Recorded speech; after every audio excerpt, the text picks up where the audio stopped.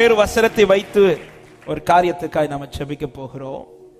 சங்கீதம் 89வது சங்கீதம், அதனுடைய 28, 29 வசனங்களை வாசிங்கள். என் கிருபையை என்றென்றைக்கும் அவனுக்காக காப்பேன், என் உடன்படிக்கை அவனுக்காக உறுதிப்படுத்தப்படும். அவன் சந்ததி என்றென்றைக்கும் நிலைத்திருக்கவும், அவன் ராஜாசனம் வானங்கள் உள்ள மட்டும் நிலை நிற்கவும். 33 வரை வாசிங்கள். அப்படியே அவன் பிள்ளைகளின் நியாயங்களின்படி நடவாமல், என் வேதத்தை விட்டு விலகி, என் கட்டளைகளை கைக்கொள்ளாமல், என் நியமங்களை மீறி நடந்தால், அவர்கள் மீறுதலை மிலாற்றினாலும் அவர்கள் அக்கிரமத்தை வாதைகளினாலும் தண்டிப்பேன். ஆனாலும் என் கிருபையை அவனை விட்டு விலக்காமலும் என் உண்மையில் பிசகாமலும் இருப்பேன். 36வது வசனம், அவன் சந்ததி என்றென்றைக்கும் இருக்கும், அவன் சிங்காசனம் சூரியனை போல எனக்கு முன்பாக. ஆமென். கரங்களை உயர்த்தி ஆமென் சொல்லுங்க பார்க்கலாம். நாம நம்முடைய சந்ததிகளுக்காக ஒரு வார்த்தை ஜெபிக்க போகிறோம்.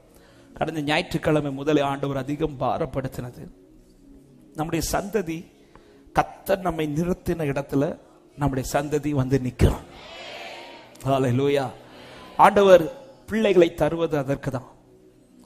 தேவ பக்திக்கேற்ற சந்ததி. ஆமென். ஆபிரகாமை அழைத்தது பிள்ளை இல்லாதவனுக்கு பிள்ளை கொடுத்து சாட்சியை சொல்லுவதற்காக அல்ல. அப்படின்னா அதே போல சாட்சி தான் அபிமெலேக்குக்கும் இருக்கிறது.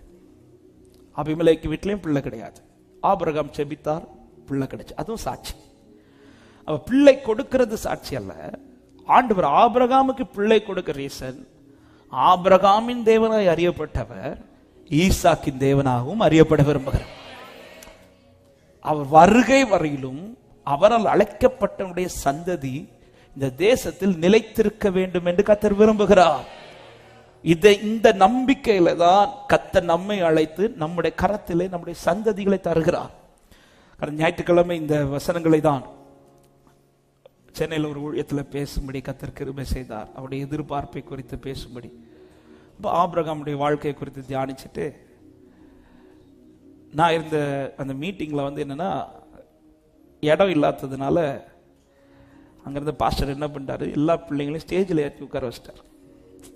நான் இதுவரை போன ஸ்டேஜில் எல்லாம் பூச்செடியை தான் அலங்காரத்து வைப்பாங்க, ஆனால் அந்த ஸ்டேஜில் மட்டும்தான் பிள்ளைங்க அலங்காரத்துக்கு இருந்தாங்க. அப்போ அந்த நேரம் பார்த்து வர்ஷிப் நடந்துட்டு இருக்கு, கரண்ட் போயிடுச்சு. அப்போ இருந்து ப்ரேயர் பண்ணிட்டு அப்படி ஸ்டேஜில் பின்னாடி இருந்து ப்ரேயர் பண்ணிட்டு இருக்கேன். என் பக்கத்தில் அந்த பாஸ்டர் இருக்கிறாங்க. அப்போ தான் அந்த வசனம் திடீர்னு, ஆபிரகாமுக்கு ஏன் நான் பிள்ளை கொடுத்த தெரியுமா, பிள்ளை இல்லாததுனால ஒரு அற்புதம் இல்லை, ஆபிரகாம் நின்ன இடத்துல அவன் பிள்ளை நிற்கணும் சொல்லிட்டு என்கிட்ட பேசுறாரு. அந்த பிள்ளைங்களை காட்டி ஆண்டவர் சொல்றாரு, இந்த பிள்ளைங்களாம் நிக்கணும்பா எனக்கு அப்படின்னாரு.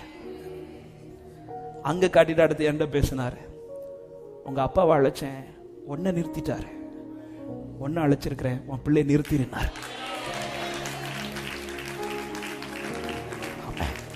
உன் கையில நான் ஈசாக்க தந்தது, உன் கையில ரேமாவை தந்தது, உன் கையில ஜொஹானை தந்தது, இவனுக்கு பிள்ளை இல்ல, கர்த்தர் பிள்ளை கொடுத்தாரு சொல்றது கிடையாது. உன்னை நிறுத்தின இடத்துல உன் பிள்ளை நிறுத்த. நான் என் பிள்ளைய சொல்றேன், நீங்க உங்க பிள்ளைய சொல்லுங்க. ஆமா, நீங்க நின்ன இடத்துல உங்க பிள்ளை நிக்கணும். நம்மால நிறுத்த முடியுமா? நம்மால முடியுமா? அதனாலதான் ஆபிரகாம் சொல்றாரு, ஈசாக்க பலிபீடத்துல கொண்டு வா. உனக்கு என்ன செய்ய முடியும்? அவனுக்கு ஆலோசனை சொல்லி கொடுத்து நடத்த முடியுமா? முடியாது ஆண்டவரே. அவனை கைட் பண்ண முடியுமா? முடியாது. அவனை சத்தியத்தின் பதில் நிக்க வைக்க முடியுமா? முடியாது. அப்ப நீ ஒண்ணு செய், பலிபீடத்துல வச்சிரு.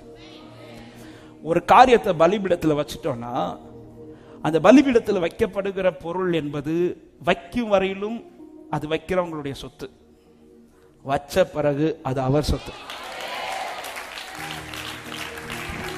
அதோடைய அர்த்தம் என்ன?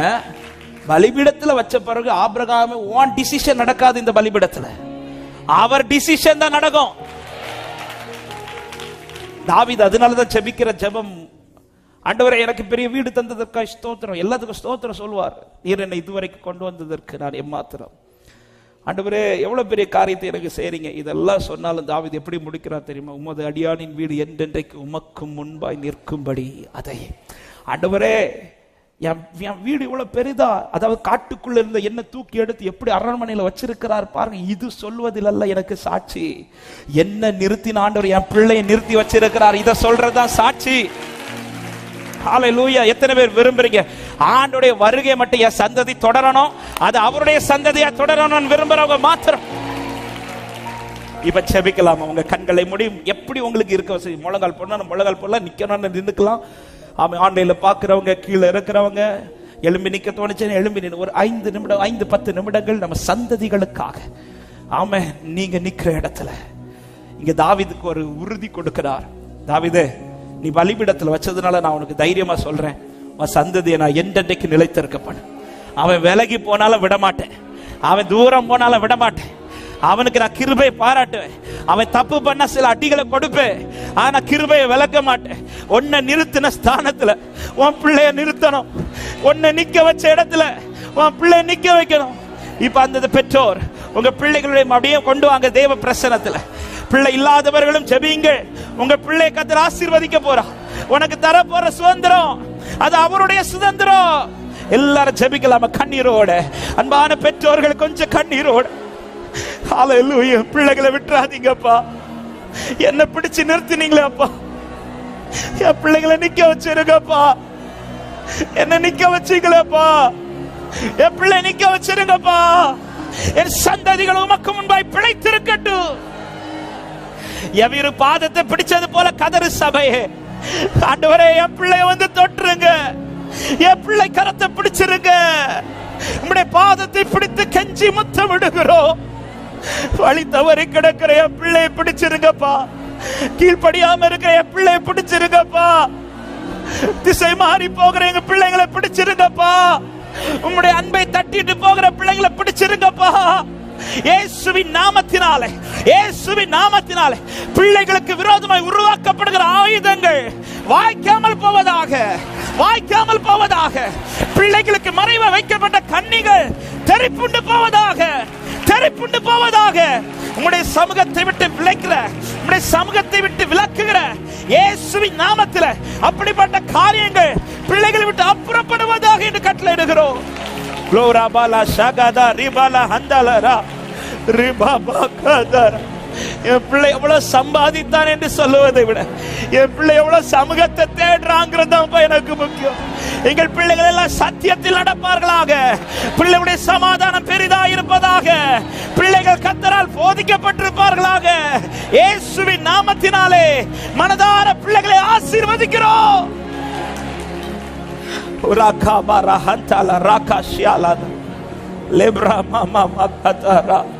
Thank you Holy Spirit. அன்பான பெற்றோரே, இந்த நேரத்தில் உங்க பிள்ளைங்க எத்தனை பிள்ளைங்க இருக்கிறாங்களோ அந்த பிள்ளைங்க பெயரை சொல்லி ஆபிரகாம் ஈசாக்கை பலிபீடத்தில் கட்டி வைத்தது போல வச்சிட்டு நீங்க உங்க ஆலோசனை சொல்லாதீங்க.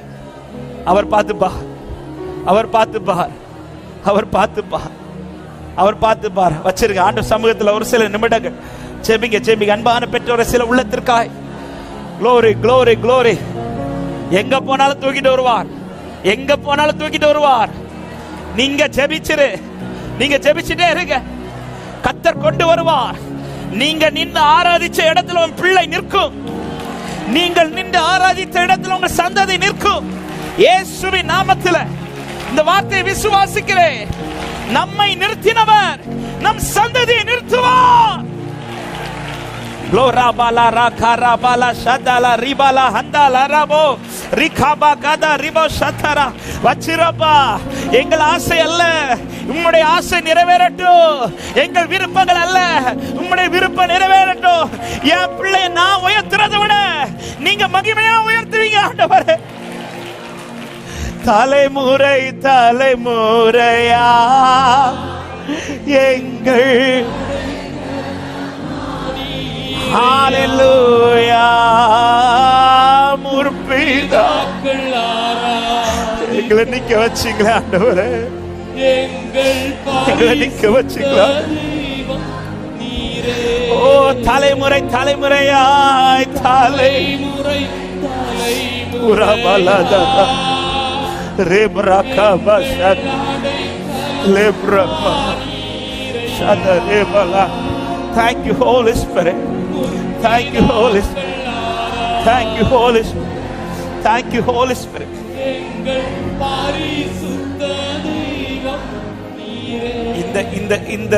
இந்த ஜெபம் எவ்வளவு வேல்யூங்கிறத நான் அந்த நாள்ல அதிகம் ஃபீல் பண்ணேன்.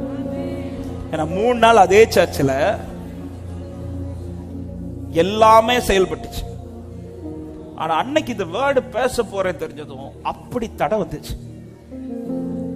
3 நாள் 2 நாள் என்ன லோடு அந்த சர்ச்சில் கரண்ட்ல கொடுத்தாங்களோ, அதாவது எலக்ட்ரிக்கல்ல கொடுத்தாங்களோ, அதே லோடு தான் 3வது நாளும் வருது. ஆனா 2 நாள் இல்லாத கரண்ட் கட்டு அன்னைக்கு இருக்கு. வேற எல்லா இடமும் கரண்ட் இருக்கும், அந்த சர்ச்சில் மட்டும் கரண்ட் இருக்காது. என்னெல்லாமோ ட்ரை பண்ணி பாக்குறாங்க கொஞ்ச நேரத்துக்கு, கரண்ட் அவங்க சரி பண்ணவே முடியல. அப்பதான் ஆண்டவர் உணர்த்துறாரு, இந்த 2 நாள் சாத்தான் தடுத்தானா? இல்ல. ஆனா இன்னைக்கு தடுக்க வாரானா? உன் பிள்ளைக்கு அற்புதம் நடக்கிறதை விட உன் பிள்ளை அவருக்காய் நிற்கிறது.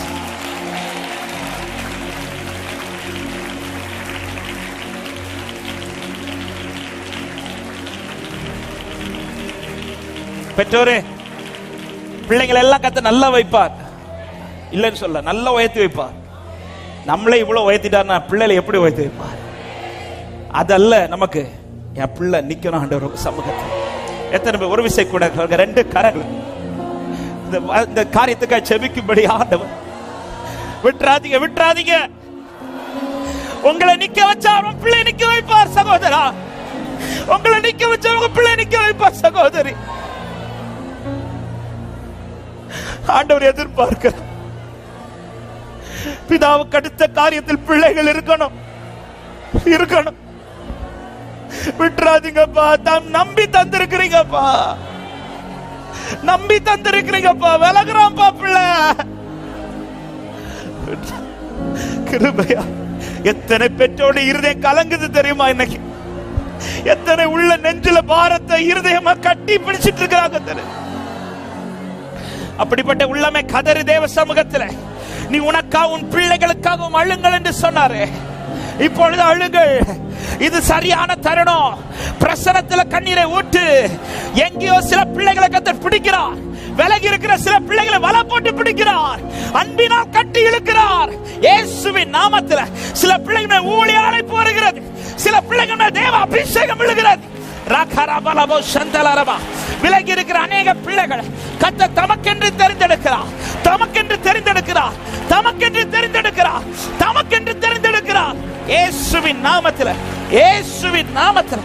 ரிபாலாபா சந்தால ரபா லேப்ரா கபா ஹத்தா லகதேரே ரிகாபா கதா லரே ரிபாபா. நான் விசுவாசிக்கிறேன், நான் விசுவாசிக்கிறேன். சில பிள்ளைகள் ஊழிய அழைப்பு, சில பிள்ளைகள் ஊழிய அபிஷேகம் கர்த்தர் இப்பொழுது ஊற்றுகிறார். எங்க இருக்கிறானோ அங்க ஊற்றுகிறார். சில பிள்ளைகள் மேல் ஊழிய பாரத்தை கர்த்தர் கொடுக்கிறார். அவன் தேவை கர்த்தருக்கு, அவள் தேவை கர்த்தருக்கு. எஸ் எஸ், தேவ திட்டத்தை நிறைவேற்றுகிற பாத்திரம். Thank you Holy Spirit. உம்முடைய பிரசன்னத்திற்காக நன்றி. ஆபிரகாம் நின்ற இடத்துல ஈசாக்கு நின்றான்பா. ஈசாக்கு நின்ற இடத்துல யாக்கோபை நிறுத்தினீர். நாங்கள் விசுவாசிக்கிறோம், எங்களை நிறுத்தின இடத்துல எங்க பிள்ளைகளை நிற்க வைக்க போறேன். தலைமுறை தலைமுறையா ஆண்டவருடைய சந்ததி என்று அறியப்படும். எஸ், செபிக்கிறோம், அர்ப்பணிக்கிறோம், நாங்கள் விசுவாசிக்கிறோம். இந்த வார்த்தை நிச்சயம் நிறைவேறும். எங்க பிள்ளைங்க போனாலும் ஆண்டவர் விட மாட்டீங்க. நான் தண்டிப்பேன், ஆனாலும் கிருபையை விளக்க மாட்டேன். ஆண்டவரே, எப்படி கொண்டு வர சித்தமா கொண்டு வாங்க. எங்க பிள்ளைகள் எல்லாம் சமூகத்தில் நிற்கட்டும். கர்த்தர் நம்முடைய ஜெபத்தை கேட்டதுக்காக நல்ல கைகளை தட்டி Thank you Holy Spirit.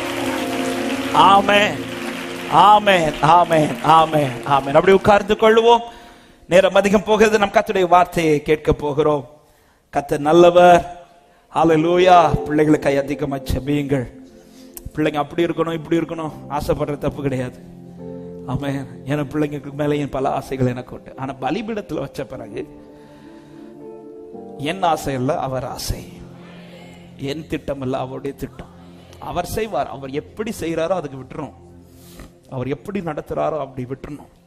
கர்த்தர் எதை காண்பிக்கிறாரோ அதை செய்யணும். கர்த்தர் நம்மை நிறுத்தின இடத்தில் பிள்ளைகளை நிறுத்துவாராக. ஆமென் சொல்லுங்க பார்க்கலாம். இதனால கர்த்தர் நம்மோடு கூட பேசுவார். ஒரு பாடலை நல்ல கைகளை தட்டி பாடி ஆமென். கர்த்தர் நல்ல கிருபை எனக்கு போதும், பலவீனத்தில் உம்பலன் பூர்ணமாய் விளங்கும். எல்லாரும் தெரிந்த பாடல். நல்ல கைகளை தட்டி கிருபை எனக்கு போதும், கிருபை எனக்கு போதும், கிருபை எனக்கு போதும், என் பலவீன